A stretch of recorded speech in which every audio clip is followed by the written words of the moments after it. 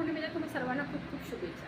आज वटपौर्णिमा येईल, आपण खूप सेवा करतो। आज संध्याकाळी आपल्याला दीपदान करायचं। आज आपल्याला पिंपळ झाडाखाली तिळाच्या तेलाचा दिवा लावायचा।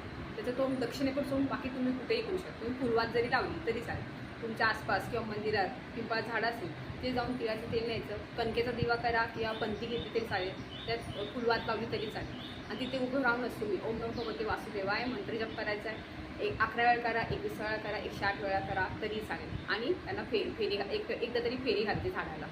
तुम्ही करा, मिस्टरांनी करा, मुलांनी करा, कोणी केलं तरी चालेल। असं की सगळ्या सेवा तुम्हीच करायच्या, घरातल्या कोणी केलं तरी चालेल। ही सेवा नक्की करा कारण याचा आणखी पिंपळ झाडामध्ये ब्रह्मा विष्णू महेश तिन्हीचा वास असतो, आज लक्ष्मीचाही वास असतो, त्यामुळे आपल्याला त्याची कृपा राहणार आहे। त्यामुळे ही सेवा नक्की करा। सोबत आपल्याला आपल्या घरामध्ये आपल्या देवघरामध्ये कणकेचा चौमुखी दिवा करायचा आहे। कणकेचा त्यात मीठ टाकायचं नाही आहे, कणकेचा चौमुखी दिवा करायचा आहे। त्यात तुम्ही चार वाती लावायच्यात। आपल्या सणाला माहिती आपण कलावा जो हातात घालतो त्याचा तुम्ही त्याच्या वाटी करायच्या 4 दिशेने 4 आणि त्यात तूप टाकायचं आहे, शुद्ध गाईचं तूप टाकायचं आहे आणि तो दिवा आपल्या देवघरामध्ये जाळायचा आज।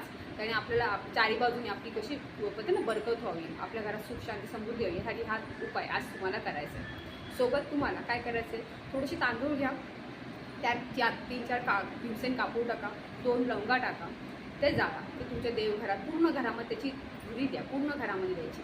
ते देऊन झालं की तुम्ही तुमच्या उंबऱ्यावर ठेवायचं, उंबऱ्यावर ते ठेवून ते जळून द्यायचं थोड्या वेळ। ते जळायला शांत झालं की मग ते तांदूळ वगैरे तुम्ही पक्ष्यांना टाकून द्या। हा एक दीपदान आज तुम्हाला करायचं। त्यातून घरातली निगेटिव्ह एनर्जी दूर होते, घरात सुख शांती येते, लक्ष्मीचा वास होतो, आपल्या घरात राहतो। सोबत उंबऱ्यावरती आज किंवा तुळशीला सुद्धा आज तुम्ही दिवा लावा। शुद्ध गायचा तुपाचा लावला तरी चालेल, तिळाचा तेलाचा लावला तरी चालेल, कोणताही पण दिवा नक्की लावा। ह्या छोट्या सेवा पण आज नक्की करा, याचे खूप चांगले परिणाम आपल्याला भेटतात। श्री स्वामी।